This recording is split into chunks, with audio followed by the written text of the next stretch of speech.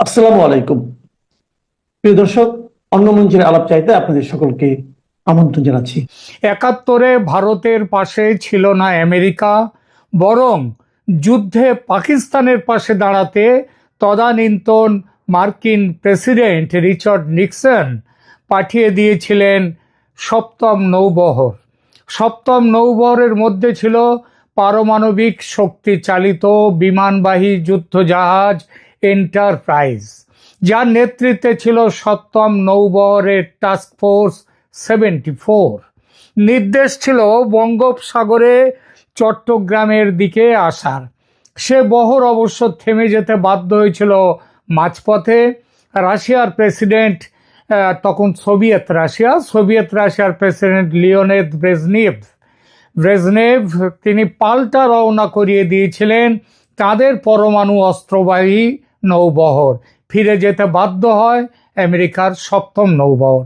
৫৪ বছর পর আবার বাংলাদেশের রাজনৈতিক পরিস্থিতি এগিয়ে চলেছে আর এক যুদ্ধের দিকে। সেবার ছিল পাকিস্তানের গৃহযুদ্ধ, এবার গৃহযুদ্ধ বাংলাদেশের। সেবার পাকিস্তানি ঔপনিবেশিক শক্তির বিরুদ্ধে লড়াই করে স্বাধীনতার স্বপ্ন, বাঙালি জাতীয়তাবাদের স্বপ্ন দেখেছিল বাঙালি। আর এবার ৫৪ বছর পর লড়াইয়ের পরিস্থিতি ঘনিয়ে উঠেছে সেই স্বাধীনতা রক্ষা করার জন্য, দেশকে মৌলবাদী শক্তির হাত থেকে বাঁচাবার জন্য, পাকিস্তানের নয়া উপনিবেশ যাতে না হয় বাংলাদেশ, তার জন্য। আর এবারে যুদ্ধে যা পরিস্থিতি, তাতে আবার এগিয়ে আসতে হচ্ছে ভারতকে, সেই ৭১-এর মতো। সেবার ১০ মাস পরে, ১০ মাসের মাথায় নেমেছিল। আর এবার প্রায় ১৫ মাসের মাথায় ভারত এগিয়ে চলেছে। যুদ্ধ বাঁধলেও কোনো অবাক হবার কিছু নেই। এবার রাজনীতির দুনিয়ায় বড় পরিবর্তন। যদিও সোভিয়েত রাশিয়া সেবারও ছিল ভারতের সঙ্গে, এবারও আছে। রাশিয়া ভারতের অল ওয়েদার ফ্রেন্ড, কিন্তু এবারের বিশেষত্ব এই যে ভারতের পাশে এবার আছে আমেরিকা। এই পাশে থাকার কথাটা গত ফেব্রুয়ারিতে হোয়াইট হাউসে নরেন্দ্র মোদীকে পাশে বসিয়ে বলেছিলেন ট্রাম্প যে বাংলাদেশের ব্যাপারটা দেখবেন, ওটা আমি ছেড়ে দিয়েছি প্রধানমন্ত্রী মোদীর ওপর।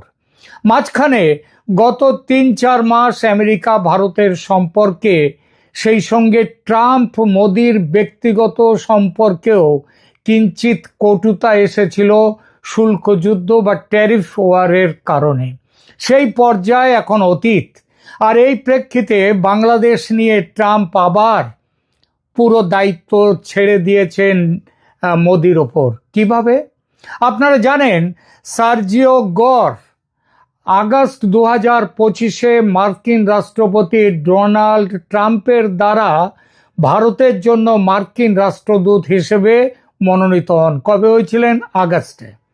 তিনি শুধু রাষ্ট্রদূতের দায়িত্বে নেই, তিনি একই সাথে বিশেষ দূত বা স্পেশাল এনভয় হিসেবে দক্ষিণ ও মধ্য এশিয়ার কাজ দেখছেন, যেখানে পাকিস্তান এবং বাংলাদেশ সহ অন্যান্য দেশের ওপর তার কাজের দায়িত্বও অন্তর্ভুক্ত। এটি একটি ঐতিহাসিক ভূমিকা, যেখানে মার্কিন সরকারের পক্ষ থেকে এই বৃহত্তর অঞ্চলের জন্য একজন দায়িত্বশীল প্রতিনিধি হিসেবে সার্জিও গর ভারতে এসেছেন। সার্জিও গর, আগেই বলেছি, আগস্টে তার নিযুক্তি, কিন্তু তিনি কাজের দায়িত্ব গ্রহণ করেছেন অক্টোবর ২০২৫-এর প্রথম সপ্তাহে। তার রাষ্ট্রদূতের দায়িত্বটা গ্রহণ করেন এবং এই দায়িত্ব গ্রহণ করে তিনি প্রথমেই আনুষ্ঠানিক সাক্ষাৎ হয় প্রধানমন্ত্রী নরেন্দ্র মোদী, পররাষ্ট্রমন্ত্রী এস জয়শঙ্কর এবং জাতীয় নিরাপত্তা উপদেষ্টা অজিত ডোভালের সঙ্গে আলাদা আলাদাভাবে ৭ থেকে ১২ই অক্টোবরের মধ্যে এই বৈঠকগুলো হয়েছে। এই বৈঠকগুলোতে ভারত মার্কিন সম্পর্ক, বাণিজ্য, প্রতিরক্ষা ও ভিসা নীতি সহ বেশ কিছু অন্যান্য বিষয় নিয়ে আলোচনা হয় বলে আমরা নির্ভরযোগ্য সূত্রে, শুধু নয়, এই এই খবরটা আমাদের ভারতের পররাষ্ট্র দপ্তর থেকেও বলা হয়েছে। এই অন্যান্য ইস্যুর মধ্যে আলোচনার অন্যতম প্রধান বিষয় ছিল বাংলাদেশ। কেন বাংলাদেশ? কারণ এই দেশটি দ্রুত এক রক্তক্ষয়ী গৃহযুদ্ধের দিকে এগিয়ে চলেছে। তাই গত বছর 5 আগস্টে হাসিনা সরকারের পতনের পর থেকে বাংলাদেশ ভালো নেই। একটি দেশকে ধ্বংস করার জন্য যেসব অপশক্তির প্রয়োজন তার সব কিছু ঘিরে ধরেছে বাংলাদেশকে।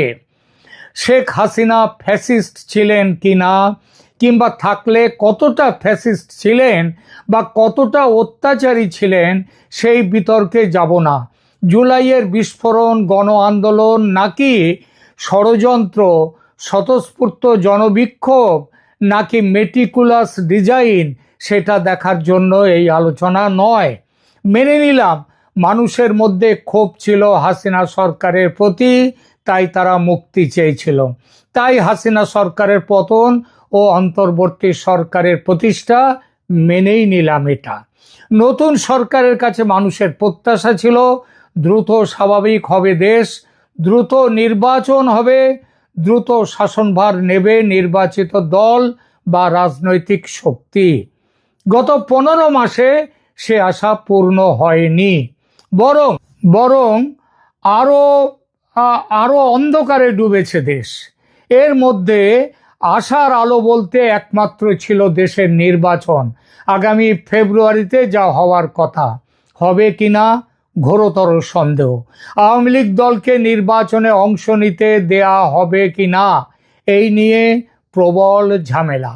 এই ঝামেলার মধ্যে হঠাৎই নতুন বিস্ফোরণ ঘটিয়েছে ঢাকার আন্তর্জাতিক অপরাধ ট্রাইব্যুনাল।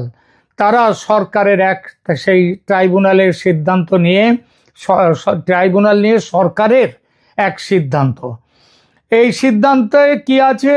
এই সিদ্ধান্তের ফলে হাসিনা সরকারের সহযোগী হয়ে অত্যাচারীর ভূমিকায় জড়িত থাকার অপরাধে 25 জন প্রাক্তন ও বর্তমান সেনাকর্তার ট্রাইব্যুনালে বিচারের সিদ্ধান্ত গৃহীত হয়েছে। আর এই ঘটনা সেনাবাহিনীর মধ্যেকার বিভিন্ন গোষ্ঠীর মধ্যে আগে থেকে চলে আসা ফাটল বিপজ্জনকভাবে চওড়া করে দিয়েছে। একটা দেশের সেনাবাহিনী মূলত রক্ষা করে থাকে সেই দেশের শান্তি ও সার্বভৌমত্ব। তারা দেশের গণতন্ত্রেরও পাহারাদার। বাংলাদেশের সেনা সেই রক্ষকের পরিচয়টি বর্তমানে সম্পূর্ণ হারাতে চলেছে। আর এজন্যেই ঘুম ছুটেছে সারা দুনিয়ার। আজকের বাংলাদেশের পরিস্থিতি অত্যন্ত জটিল এবং উদ্বেগজনক। আন্তর্জাতিক অপরাধ ট্রাইব্যুনালের সংশোধিত নিয়মের আওতায় একটি অভূতপূর্ব পরিস্থিতির সৃষ্টি হয়েছে, যা কেবল সেনাপ্রধান ওয়াকারুজ্জামানের ভবিষ্যৎই নয়, বরং গোটা দেশের স্থিতিশীলতাকে হুমকির মুখে ঠেলে দিয়েছে। আন্তর্জাতিক অপরাধ ট্রাইব্যুনালের 2025 সালের দ্বিতীয় সংশোধনী অধ্যাদেশে একটি গুরুত্বপূর্ণ পরিবর্তন আনা হয়েছে। এই সংশোধনীর মাধ্যমে ট্রাইব্যুনালের ক্ষমতা উল্লেখযোগ্যভাবে বাড়িয়ে দেওয়া হয়েছে।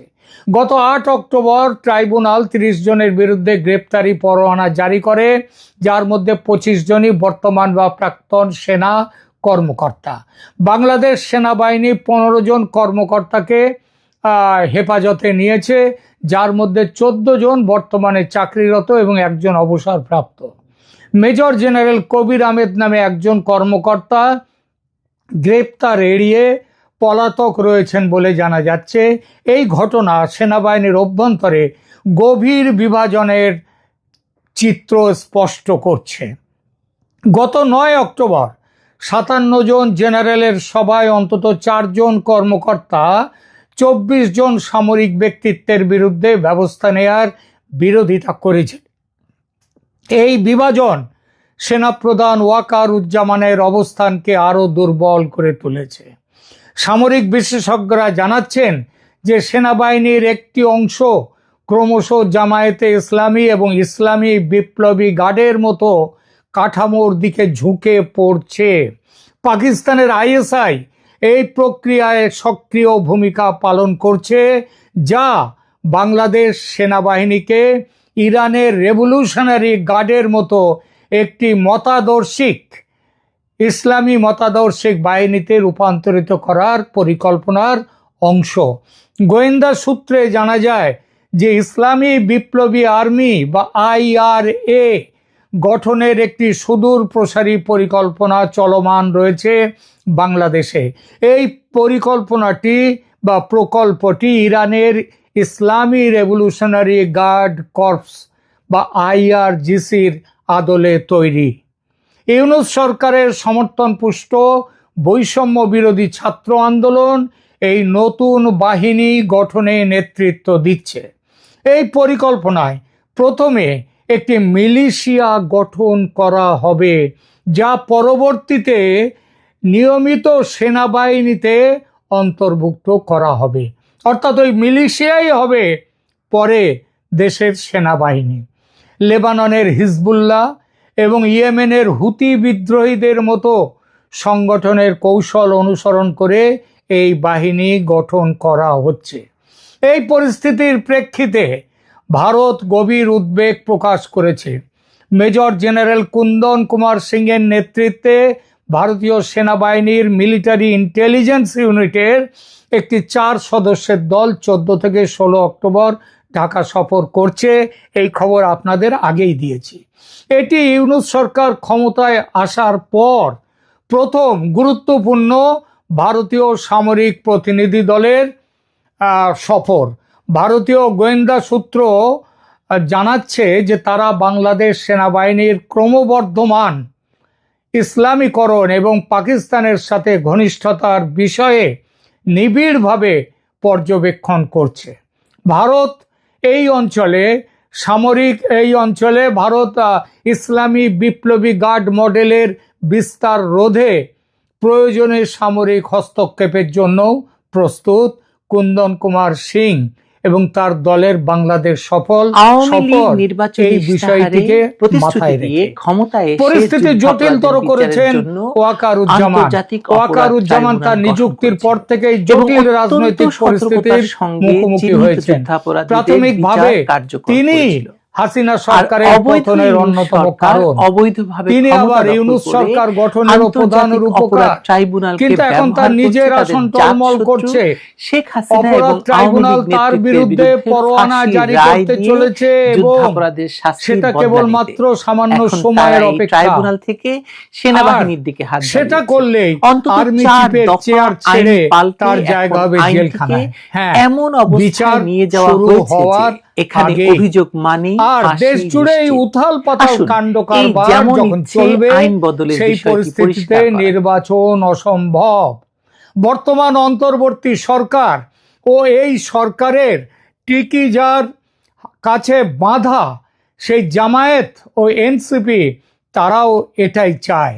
তারা বহুবার প্রকাশ্যে বলেছে এই সরকার 5 বছর থাকুক এবং সংবিধানকে পুরো পাল্টে তাদের সুবিধা মতো সংবিধান তৈরি হোক, তারপর ভোট হবে। আর ইউনূস নিজেই তো বলেছেন অনেকেই যে আগে সংস্কার তারপর নির্বাচন। এবং তিনি এটাও বলেছেন যে অনেকেই চান, আমেরিকায় গিয়ে এবার বলেছেন এই সরকার 5, 10, 50 বছর থাকুক। তার মনের ইচ্ছা এবং জামায়াত তাদের মনের ইচ্ছা জানতে কারো বাকি আছে? ভারত চায় না তার পেটের মধ্যে থাকা বাংলাদেশ একটি অশান্ত রাষ্ট্র হয়ে থাকুক, ইয়েমেন বা লেবানন বা সিরিয়ার মতো জঙ্গি রাষ্ট্র হোক। এটা চাইছে আমেরিকাও। আর সেজন্য ট্রাম্পের দূত সার্জিও গরকে বার্তা দিয়ে পাঠিয়েছেন প্রেসিডেন্ট ট্রাম্প। বার্তা মানে সবুজ সংকেত, যা করার করুক এবার ভারত। আমেরিকা চুপ থাকবে ভারতের পাশে। বলা বাহুল্য, রাশিয়াও চায় বাংলাদেশ ইসলামী সন্ত্রাসী দেশ যেন না হয়। তাছাড়া ভারত ও রাশিয়ার মধ্যে সম্পর্ক এতটাই গভীর যে ভারত যে সিদ্ধান্তই নিক না কেন বাংলাদেশের বিষয়ে, রাশিয়া তার সঙ্গে সহমত হবে। বাকি বৃহৎ শক্তি চীন সহজে মনের কথা বলে না চীন। ইউনূসের নেতৃত্বে বাংলাদেশ সরকার যেভাবে চুক্তি করেছে আমেরিকার সঙ্গে, যেভাবে চীনা অস্ত্র বর্জন করে শুধু মার্কিন অস্ত্র ক্রয়ের চুক্তি করেছে, তাতে বাংলাদেশের ব্যাপারে আগ বাড়িয়ে কিছু করতে যাবে না চীন। তবে যেহেতু বাংলাদেশে চীনের বিপুল বিনিয়োগ, তাই তারা চাইবে স্থিতিশীল বাংলাদেশ। সেই লক্ষ্যে এখন এই যে অ্যাক্টিভলি এগিয়ে চলেছে ভারত, আমেরিকা, রাশিয়া, চীন, এই তিন বড় শক্তি ভারতের পাশে দাঁড়াতে বাধ্য। এর ফলে ভারতের পক্ষ থেকে খুব শিগগির যদি কড়া কোনো ব্যবস্থা নেওয়া হয়, নির্ণায়ক বা ডিসিসিভ কোনো ব্যবস্থা, কেউ অবাক হবেন না। প্রয়োজনে সামরিক ব্যবস্থা নেওয়ার সিদ্ধান্ত যে ভারত ইতিমধ্যে নিয়ে ফেলেছে, তার প্রমাণ মেজর জেনারেল কুন্দন কুমার সিং এর নেতৃত্বে ভারতের মিলিটারি ইন্টেলিজেন্স বিভাগের 4 সদস্যের বাংলাদেশ সফর। একেবারে প্রায় জোর করে ভারতের এই 4 জন চলে গেছেন বাংলাদেশে শুধু অবস্থা পর্যবেক্ষণ করার জন্যে। তারা এসে রিপোর্ট দেবেন, আর রিপোর্ট দেওয়ার পরে একটা ধামাকা হয়ে যেতেই পারে, এটা মনে রাখবেন। আপাতত এখানেই রাখছি। ধন্যবাদ।